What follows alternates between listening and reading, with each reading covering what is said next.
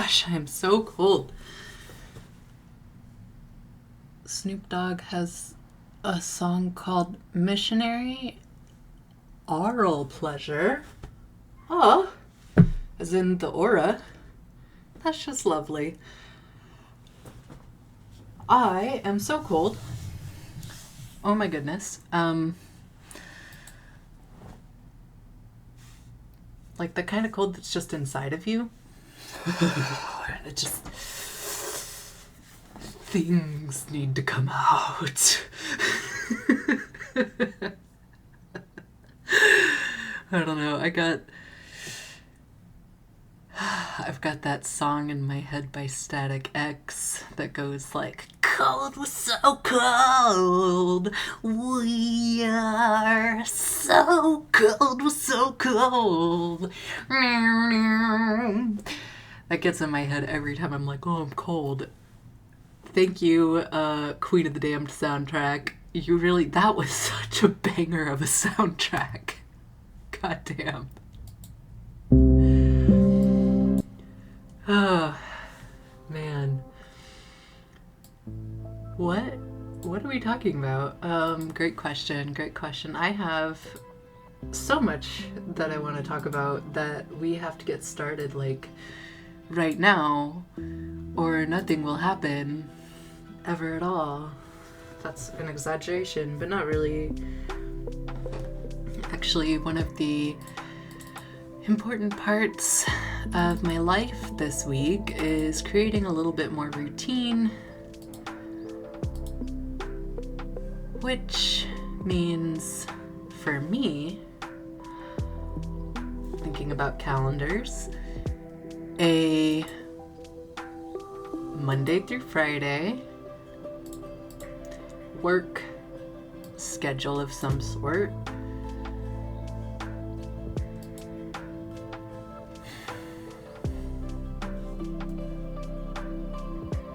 And it really has to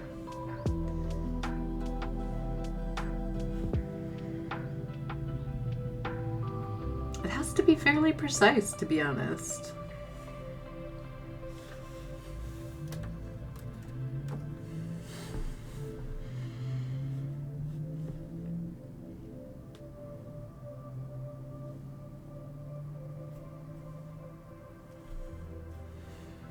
This is the super exciting thing I'm doing. I just didn't want you to think I was doing anything very secretive with my phone. No secrets here, folks. Never, ever.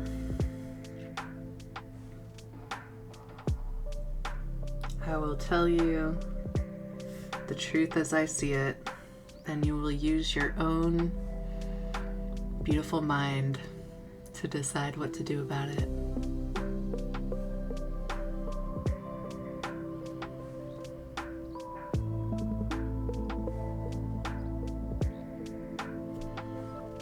A part of me is very anti-work on Mondays, though.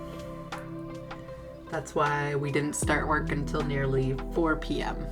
Although, if we're counting women's labor, domestic labor, I did start my day around 10. A bit better of me, wasn't it? I'm always worried I'm not working hard enough. I wouldn't want to disappoint anyone. Is that my cat?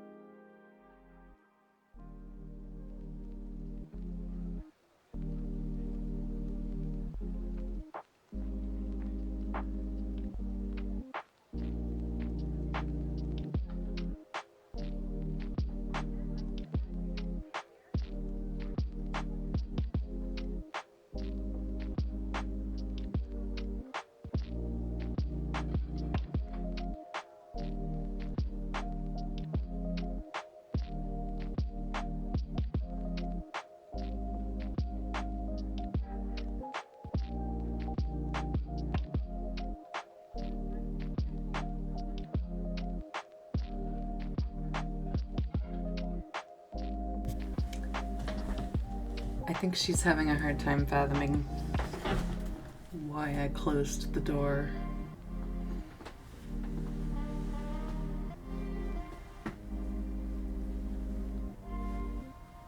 Or maybe she's afraid of the heater. This is really the first time I've turned it on.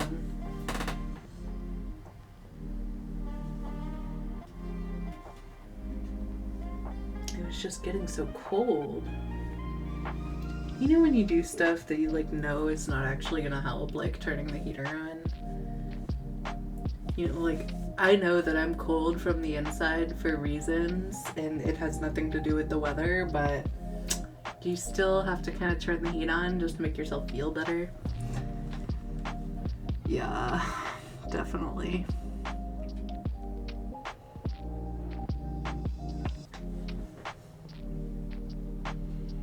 I just have like a banger of an episode for you. I want to get it all together right now. Super stoked, feeling extra validated too, thanks to mostly memes. Thank goodness for memes. Yeah. I really don't think she likes the terrible weather.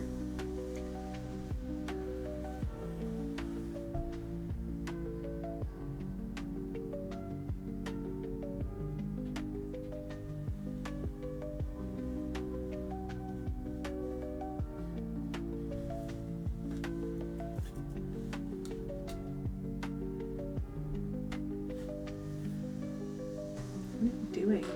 Why are you on the computer?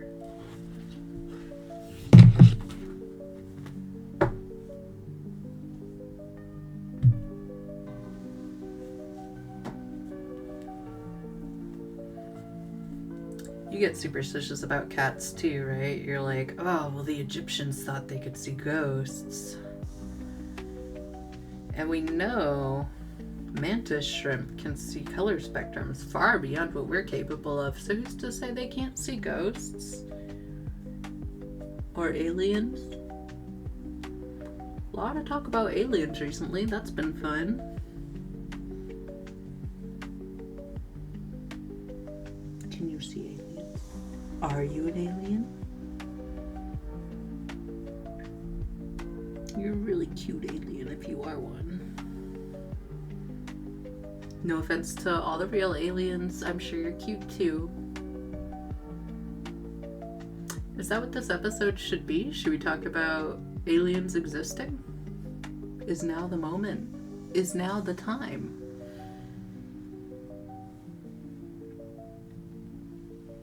I could share my abduction story, I suppose.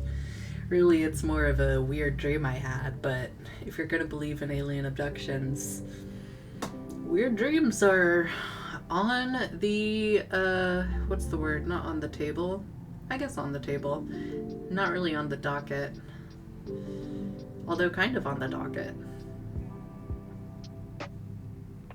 Yeah, it was a really weird dream that I had.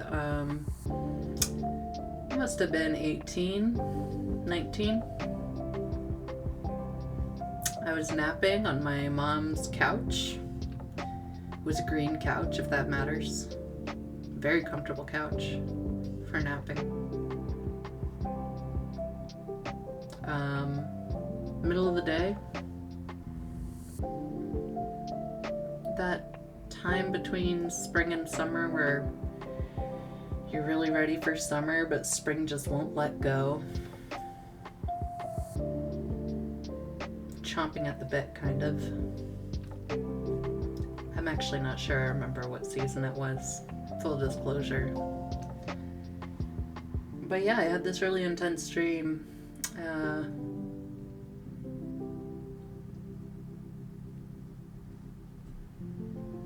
And it was so real that when I woke up, I was convinced it had been an abduction. Ignoring for the moment that it was around the same time that I saw The Fourth Kind for the first time, which was very well done. I think I have to fart. Oh yeah. God, farting feels good, doesn't it? Uh, but yeah, let's see. We will ignore the fact that The Fourth Kind, the movie, might have influenced my alien abduction. That definitely happened and wasn't just a really vivid, lucid dream, although it might have been, or it might have been a real abduction. No one knows. No one knows for sure. That's kind of the point.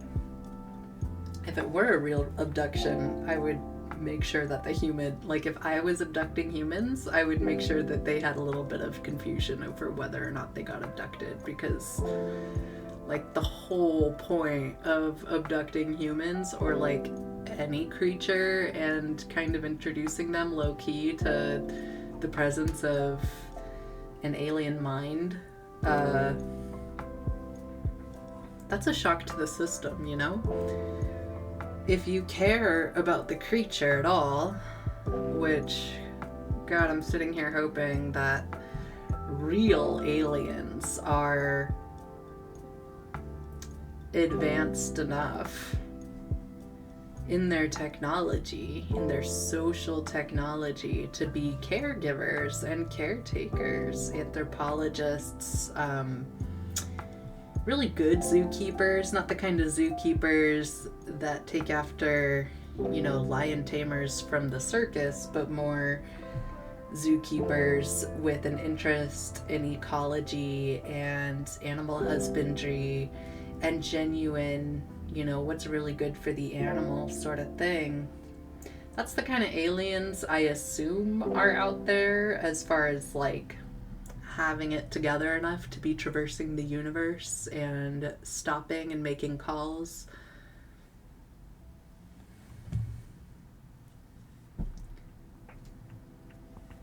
But there's always the potential warmongers out there too. You never know. I mean, that's the whole point of chaos.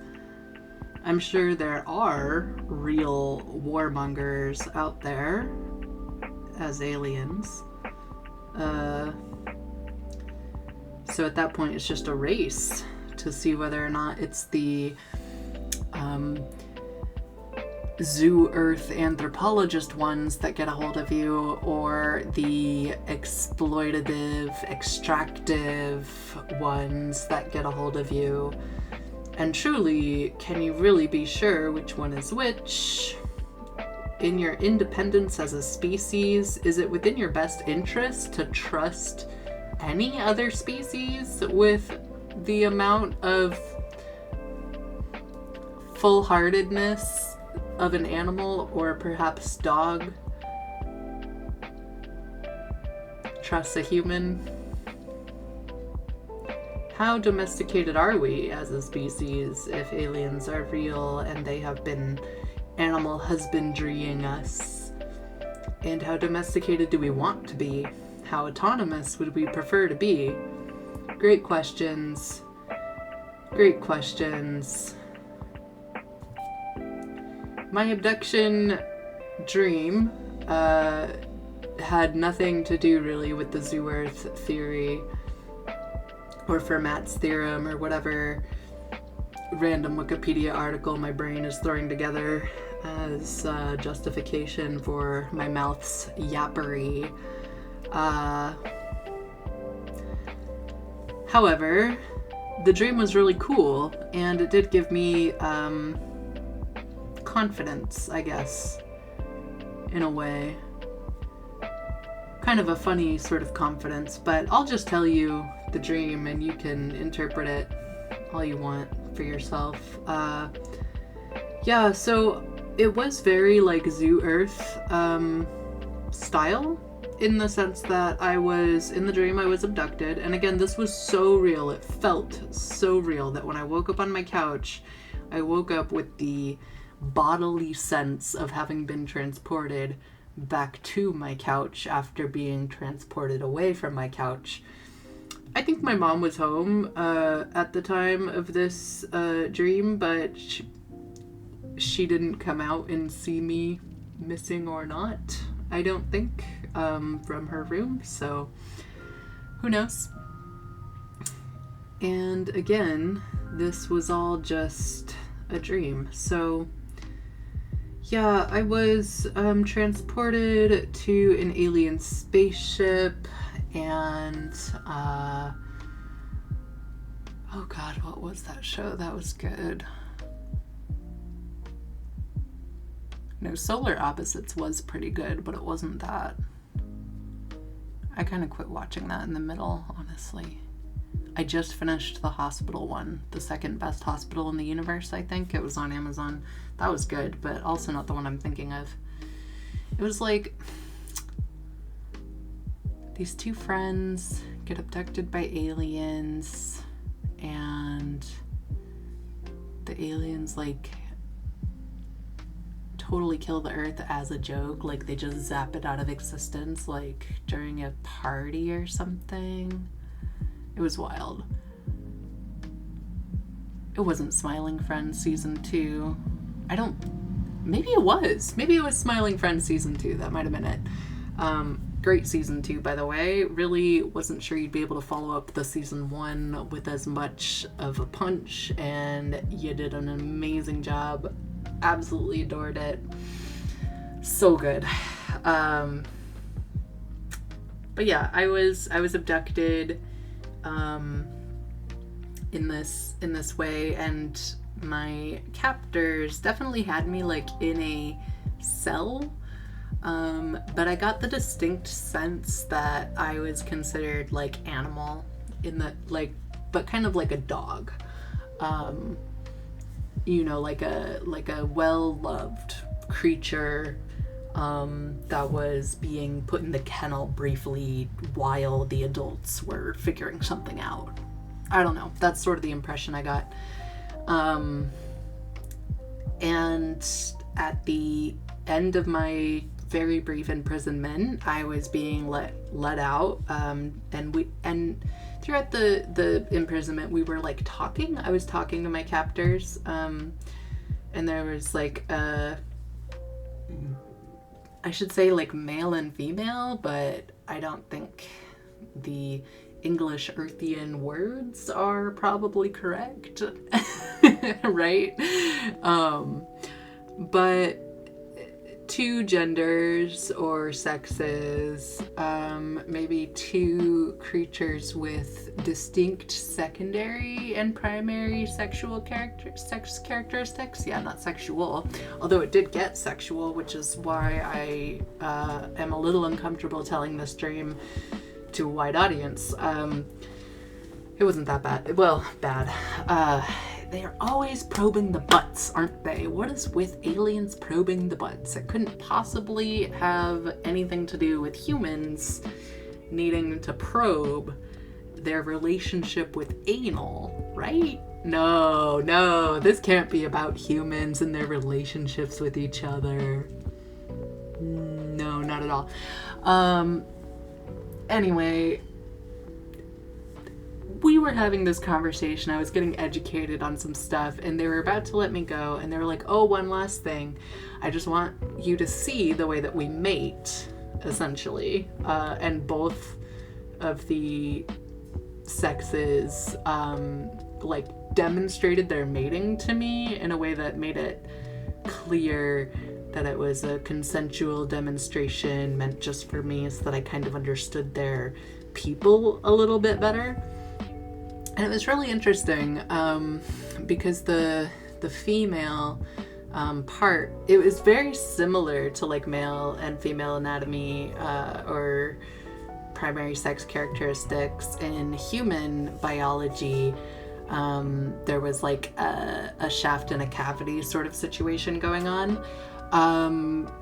But what was interesting was in the female creature, there was a portion of the cavity that actually like came out and intentionally grabbed the male counterpart and pulled it inside. And so it was a very like, the females had control over sex in a way that was non-negotiable, essentially. Like they couldn't perform a penetrative act without full consent and like participation from the female side. You can see why I'm totally convinced this is just my fever dream brain mixing up my passionate opinions surrounding rape culture and seeing the fourth kind for the first time.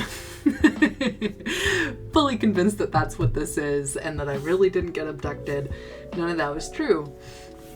But at the same time, it was really interesting, you know, waking up from that dream and just having had this visceral, embodied experience of abduction, and for that to be what they wanted me to know, right? Like this idea of like, we can actually have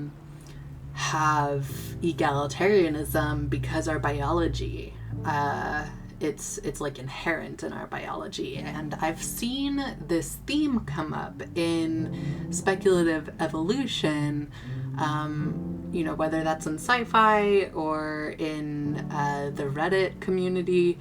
But in speculative evolution, you do see this biologically ordained societal limiter that changes the game.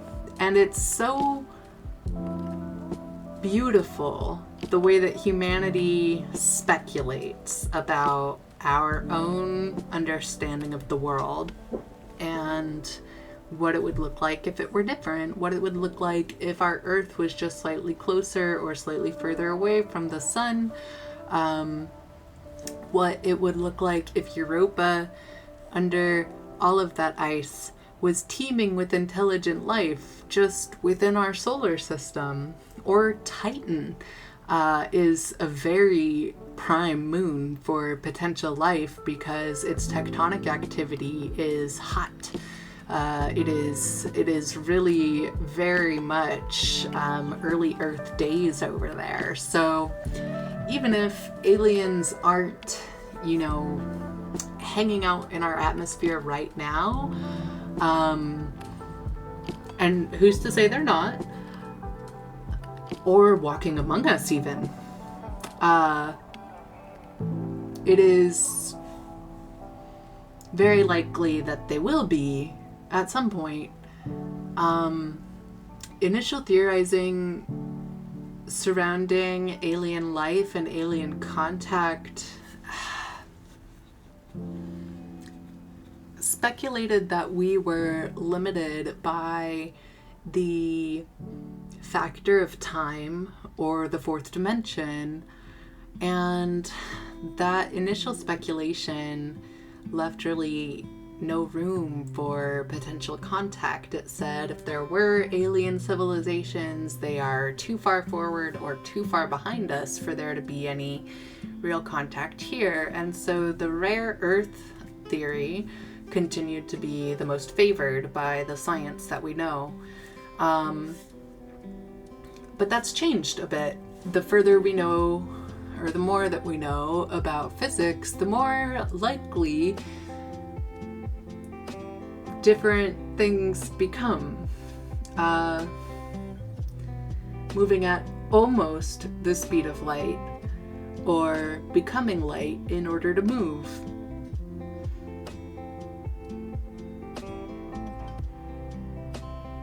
That one was beautifully written.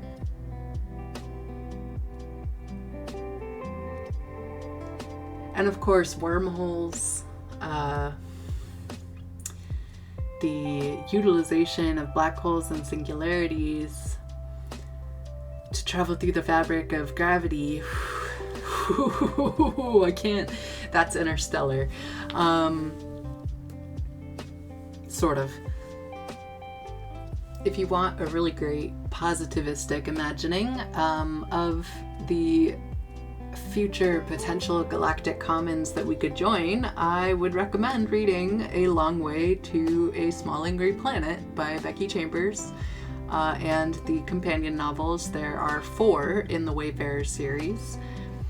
They're fantastically done, and they synergize much of what we know about biology and social sciences and physics to some extent. Less heavy on the physics on that one, and well done. The social side is just, and if you want something arcing all the way back to the origins of the universe or the seeding of intelligent life. Try to Be Taught If Fortunate, also by Becky Chambers. Wonderful one to be thinking about.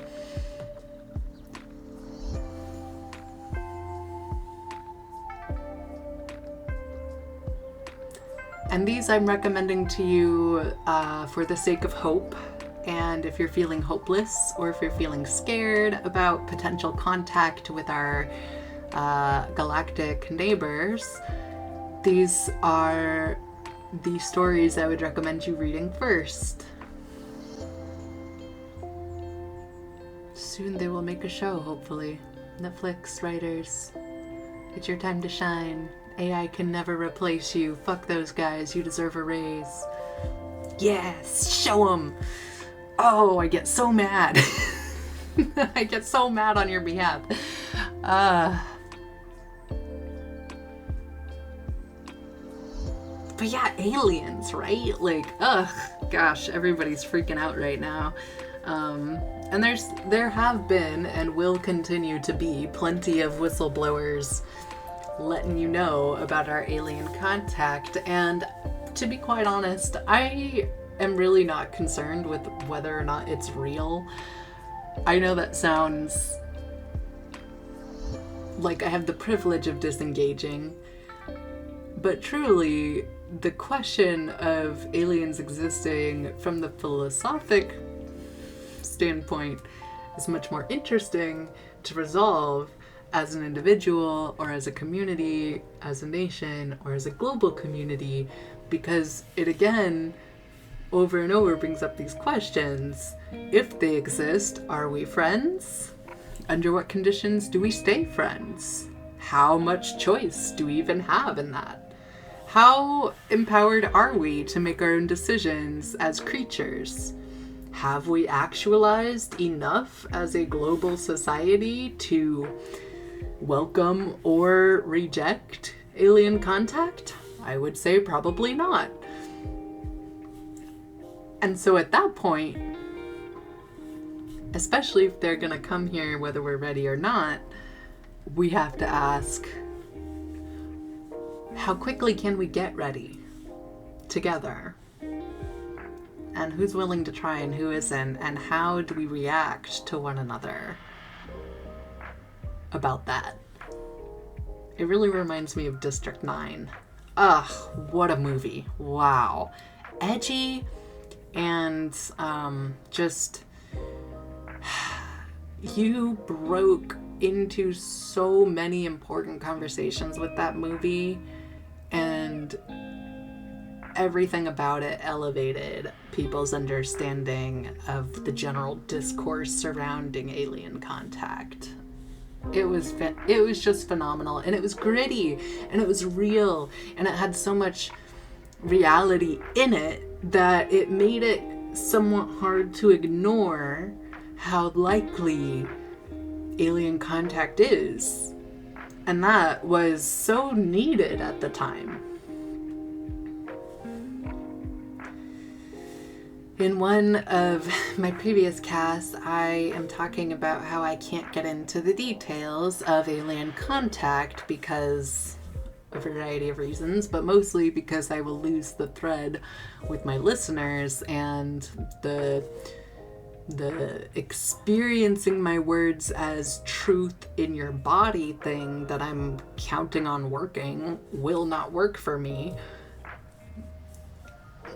Yeah. And it wouldn't. Oh, discordant notes. Oh no. I'm taking it as a sign. No, really, I don't like this.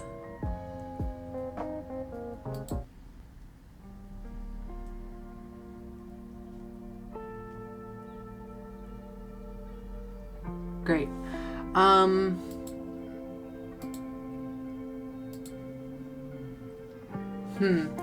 Yeah, so how do you educate the public on a topic you can't discuss? Great question.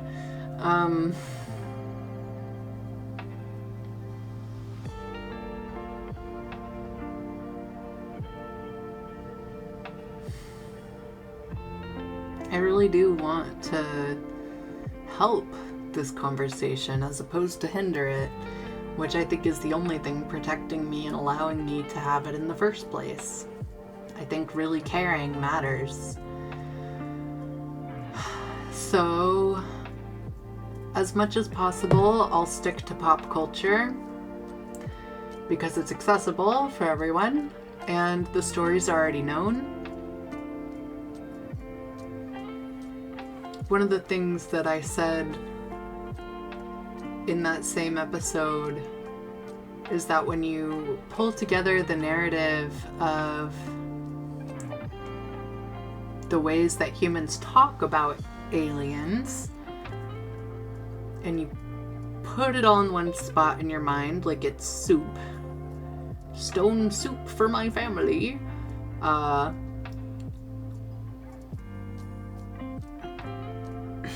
the things that make that soup nourishing are going to be the things that are true. And you have to decide as a thinking individual whether it's true at this level or this level or this in which way is it true matters, because just like the cylinder with different light shining upon it casting a square or a circle or a cylindric shadow, or was it a rhomboid? Oh god, my references immediately becoming Plato's cave, right?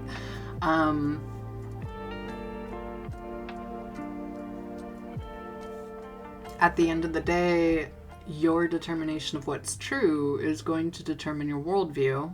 I said determine twice. God damn it, that free will shit. Well, if you say determinism too much, people start feeling like trapped, and trapped animals do not respond well. You never want to make an animal feel trapped. I once watched a deer who had gotten into someone's backyard try desperately to leave that backyard and hang its own legs up on the fence. It was brutal and awful.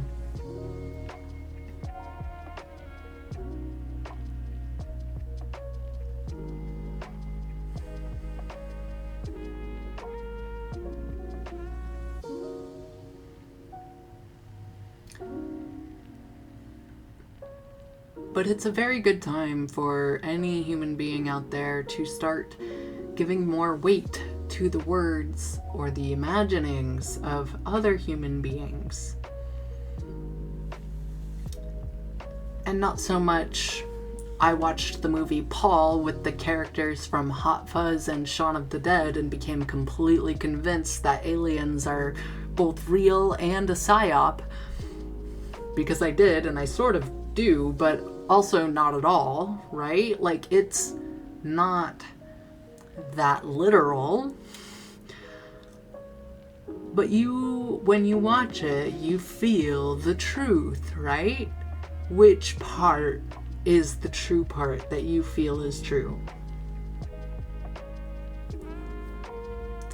And you can't do that type of thing as a person with your intuitive knowing, your inductive reasoning skills. You can't do that with just one example. So it can't be just Paul, right? It has to be Paul and E.T. and Arrival and Annihilation and the entire Alien franchise and the entire AVP and The Thing and, right? So there are so many pop culture, sci-fi, speculative evolutionary philosophies to work with, but you, the individual, in order to form a true opinion, need to not only have the confidence that you can from these sources, right? They're not exactly a primary source. They're not an official stamped historical document that has now been released, right? Although there is one of those out there. It's an interesting one, and at some point we will read it together. But it's important that everyone has some preconceived ideas first, and some things that they are truly, I don't want to say believing, but have a sense of true knowledge over or about. And to me, my biggest thing goes back to the word kernel, which is funny how corny it is, but there's always a kernel of truth in every lie, because you can't create a lie without truth. A lie is the thing that it is not, right? It's like ex nihilo, or from nothing. You don't get something out of nothing. You have to have both nothing and something for either one to exist, because you can't define nothingness without somethingness, and vice versa. So in all lie there is truth, and in all truth there is lie, and now we're going all yin-yang on it, but it's true, and it is the work of our lives to tease out these differences. Thinking about every last fictional account of aliens I have ever read or heard, not counting the ones that are treating themselves as nonfiction, but everyone that treats itself as truly fiction,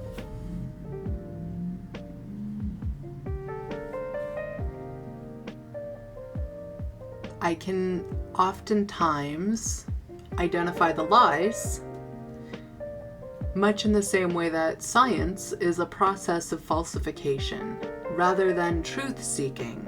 You're seeking lies, you're seeking the falsehoods so that you can eliminate them, and then anything remaining is what's true.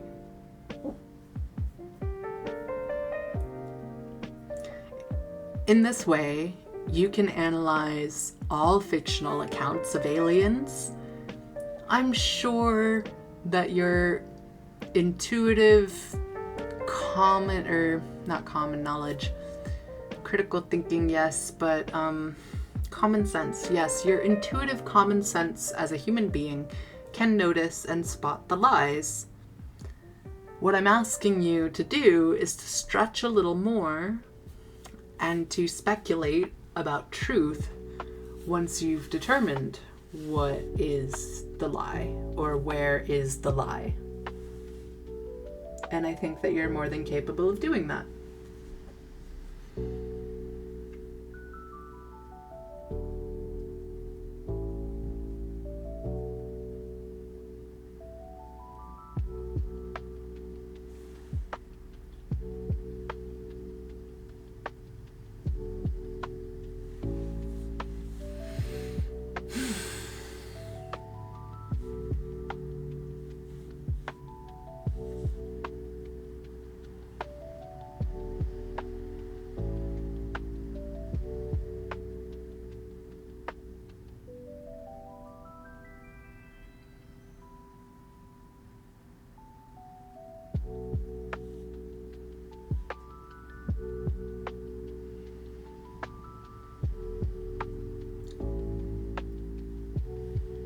I think I'll probably fill the rest of this time just telling you my favorite alien stories, if that's okay. The first one has to be The Strangers, or maybe it's just Strangers by Dean Koontz. Oh, whoa, so good, so good. If you haven't read it, go read it. It's like this fucking thick, and it gives Dark Tower energy. But yeah, Stephen King and Dean Koontz are contemporaries, and I'm always slightly salty on Dean Koontz's behalf for not being quite as popular as Stephen King. But at the same time, for me, it means that there's a treasure trove of books and authorship that has gone untapped by more mainstream, like, awareness, I guess. So in that sense, I kind of get Dean Koontz to myself. Obviously not to myself. He's wildly popular as a novelist. So readers out there certainly know of him. Anyone who's ever stocked a bookshelf in the horror section knows who Dean Koontz is. Right, but compared to Stephen King, he's a little bit more mine than yours. Talking about the rest of the world. But yeah, he had this great book called The Strangers, and oh my god, you have to read it. I'm not gonna give anything away. It would really be worth a movie, or honestly a TV show would maybe do it better, but I think I would want to see it done similar to the way that they finally did the Lemony Snicket series, the series of unfortunate events, where they really they stick to the script that the author wrote, you know, and then it's just cost of production goes up, which sucks. But oh my god, the way they did series of unfortunate events when they really did it was amazing. I was so pissed at the Jim Carrey version. I've probably said this before because I'm a broken record on this topic, but Jim Carrey is the only reason that that movie was good, and it wasn't at all true to the books. That was like a tragedy. If we had gotten the Lemony Snicket update at that time, the way that we deserved to get it, the way that they finally did do it in the Netflix series, we would be so much further along as a species and as a community. I firmly believe that, because Lemony Snicket was a goddamn genius.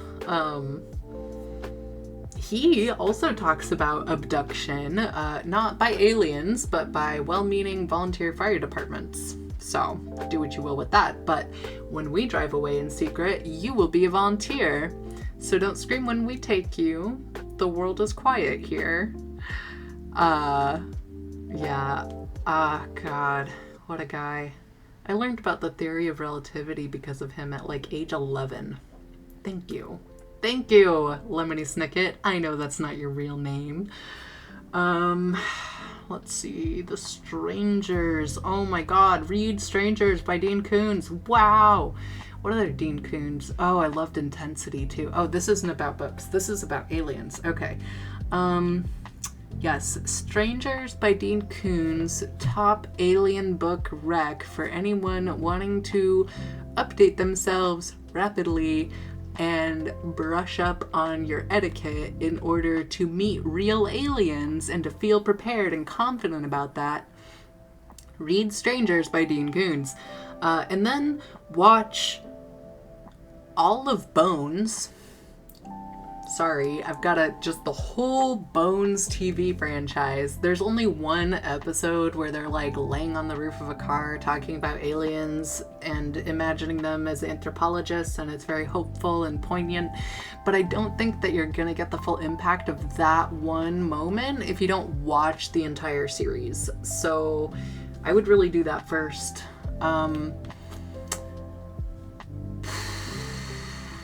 What else? I mean, I already said Paul, which was so good. Love those actors. Huge fan. Hot Fuzz and Shaun of the Dead. Real funny stuff.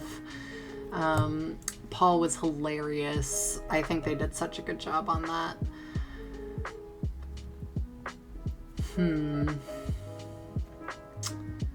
Ooh, what was the one? It was an animated one. I think it's called Monsters and Aliens. That's another good one. I would watch that one too. There was another animated one though. It was like Area 51, but not. It was like Area 49 or something. Alien movie.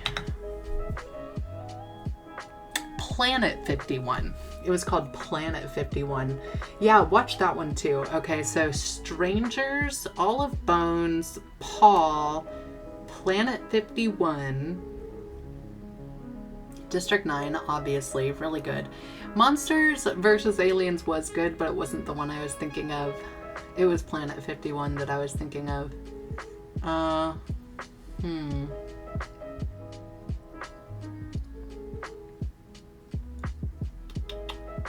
Yeah. I think that's it. Oh, Annihilation. Wow. Watch Annihilation. That one, scary, but I mean, yeah, it is scary. Like, it just is scary. We have barely gotten a hold, and I would say most of us haven't even gotten a hold of our own humanity and what it really means to be a species in the world, to be this conscious, this thinking, this capable of connection, and yet so divided, to be this with each other, and to imagine welcoming guests into our home. None of us are feeling very welcoming. Even if we're not usually the warrior culture type, we're not feeling very welcoming. We are currently as a species feeling pretty like, oh my god, I need to hide in the house, and I don't like my family, teenager level of feeling, right? So not super ready to meet the neighbors, pretty antisocial, pretty dealing with our biology, extreme mood swings, growth spurts, rapid ones too.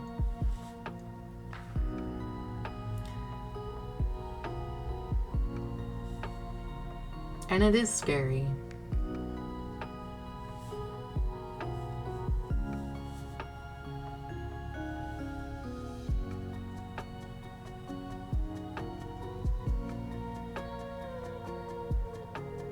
Picture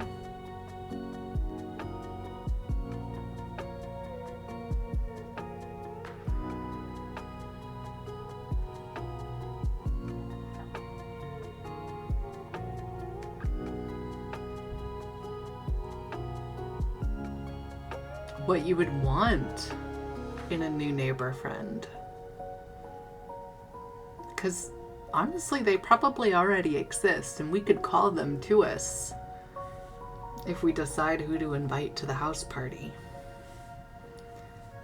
We will play dubstep. We have agreed collectively that aliens would like dubstep, and I think it's important, at least at first, to take those collective agreements and treat them and honor them as being true. So even if the aliens don't actually like our dubstep, we need to play scary monsters and bright sprites in order to feel at ease as we invite our neighbors to our shindig, right?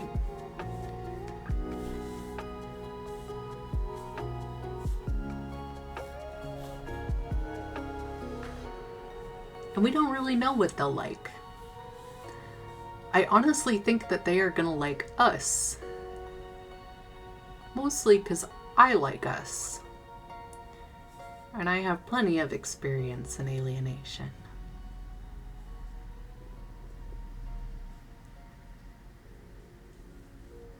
But I want to see us get more confident about it, because I think we deserve that. I think our growth is sweet and fumbling in a very understandable teenage kind of way. And I think that the privilege of that perspective comes from my knowledge, which at this point is fairly extensive, in biology and in ecology. When I say we need to treat ourselves as creatures and think about our environment as creatures, it's not euphemism, and it's not an option. It is a necessary aspect of our survival. We can't continue to conceptualize ourselves as being separate from our environment to this extent, and being ostracized from our environment to this extent. This earth feeds and nourishes us as creatures, as people, as a species, as human beings.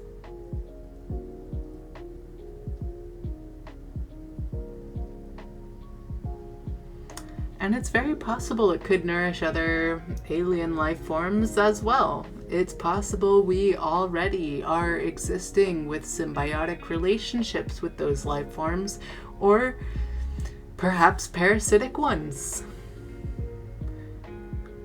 But much like small walls are effective in diverting our attention more so than large barriers often are, those style of relationships would be incredibly hard to spot if you didn't know what you were looking for. And it's going to be much harder if you're not an ecologist or an environmentalist. It would also really help if you were a social behavioralist, but I'll take what I can get.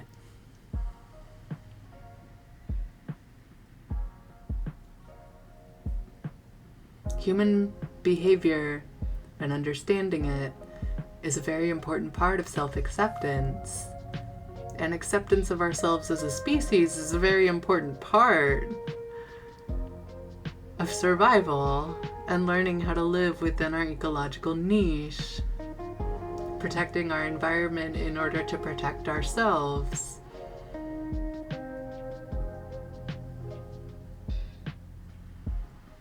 And I know I've mentioned that punishment actually does not change behavior, ever. But it feels important to say again in this episode, and to remind you that our systems are punitive, and that does not serve us. It does not serve to change human behavior. It merely serves to train us into believing our behavior is inherent and evil, and that we are undeserving of care or compassion, and that we should be ashamed of ourselves. And that doesn't serve our sustainable future. It doesn't serve our evolutionary need to survive, and at some point it will collapse.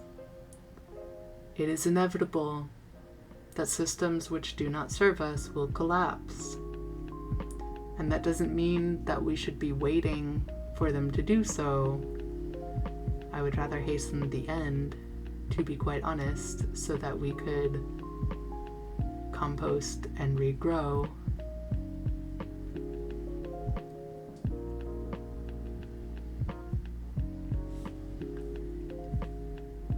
But it does mean that there's work to do to grow something new. I went too far afield. Now I'm just making crop circles no one will see. Maybe I enjoy being a scarecrow a little bit. I'm a sucker for a corn maze I've never been to.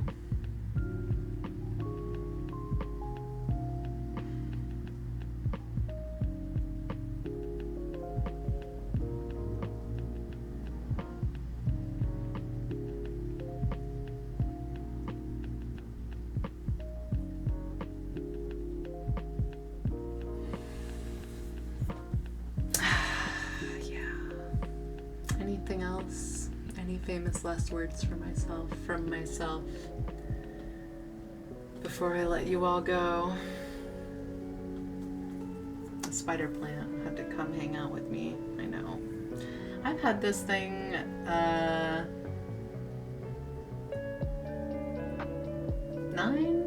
8 years. I do believe my friend Dina gave it to me. Shout out Dina. Hope you're doing okay. Hope you're still with me on this earth. I hope you got good use out of that van. I am still loving the spider plant. It's been with me through thick and thin. It even moved to Oregon with me and back. And its babies populate many, many friends' houses. You happy to know. There are even more babies ready for more friends. Even in winter, the spider plant just keeps going.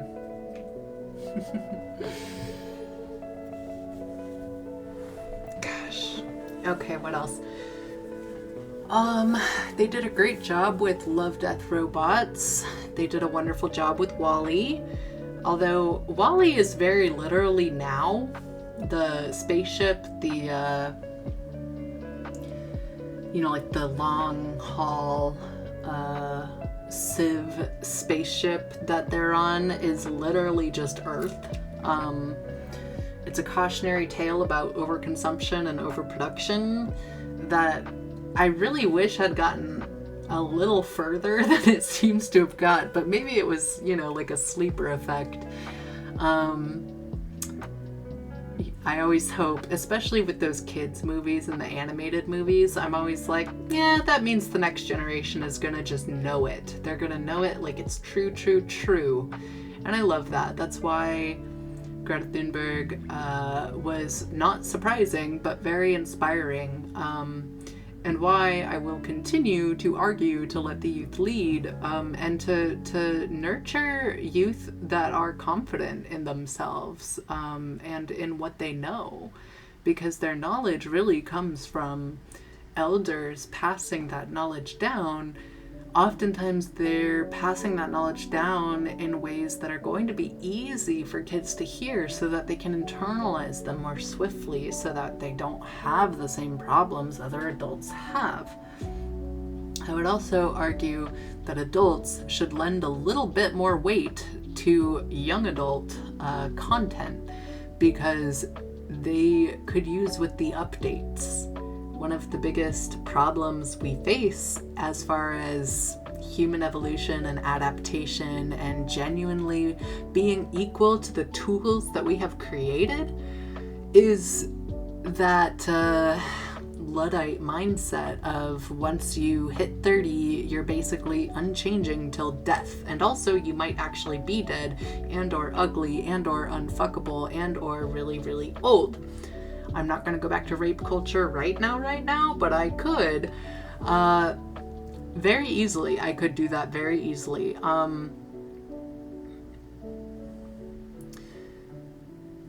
But if adults over 30 read or consumed, watched young adult content with the intention of learning from it, of open-minded absorption that the young adults are giving it, and the willingness to change after absorbing that information, we would have a much more rapidly updating species that is better at, first of all, intergenerational cooperation, which we desperately need, but also making changes more swiftly.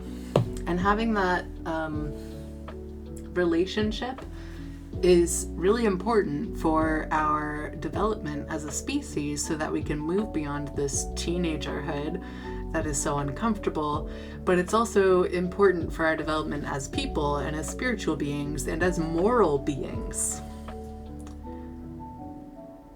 And truly, when it comes to adult inability to access or take seriously young adult content, or content aimed at young adults, it's almost always a situation of pride, or it's a rape culture problem.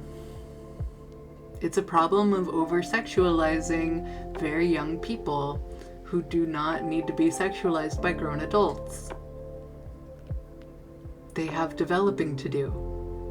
Let them do it. Help them do it, or get out of their fucking way.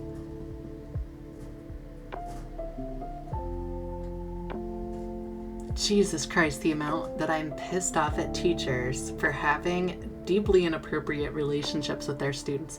I could name at least 10 that I know of from my life. At least one of them in this community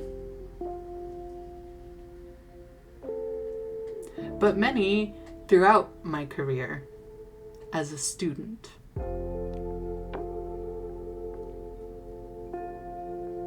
Even as a very young student in middle school. When it was happening in high school, not to me, one of my peers, it was so normalized and so accepted that everyone knew and no one did anything.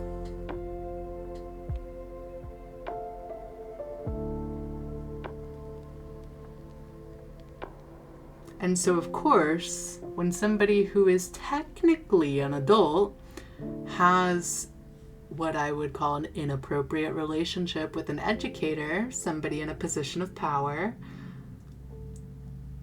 it doesn't even register.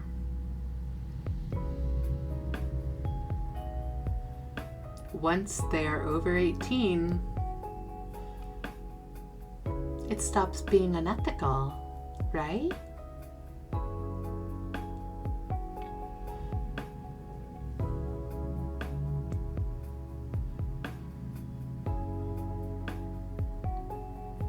I totally went into rape culture even though I said I wasn't going to. But these concerns and challenges are intertwined. It's not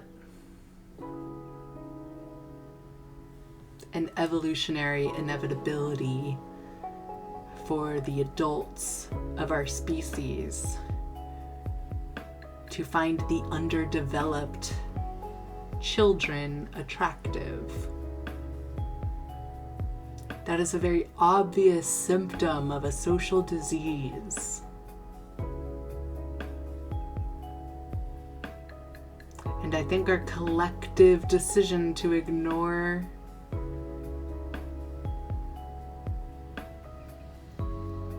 this problem wherever we see it, or to continue to silence it and allow it to go unaddressed in our lives, interpersonally, and then collectively and at policy level, is going to continue to make it impossible for us to see true intergenerational cooperation.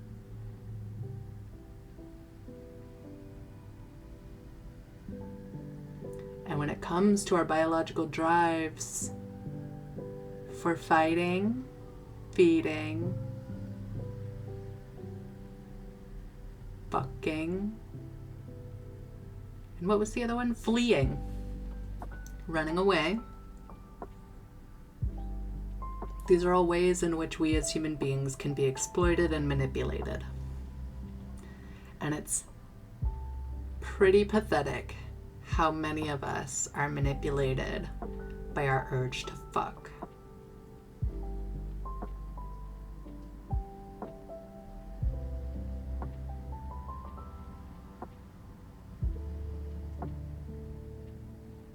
I can understand feeding better. I can understand fleeing better. But fucking we should really have down.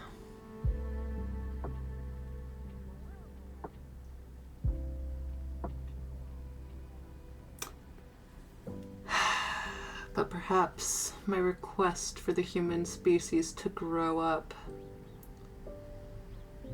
is unrealistic.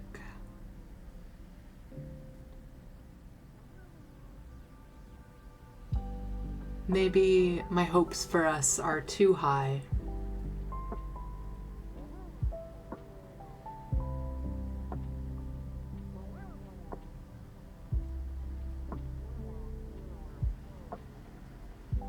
Or maybe all of those people who are finding themselves so easily manipulated need to channel their energies better. And learn to fight. God. Take up jujitsu or something. Stop bothering me.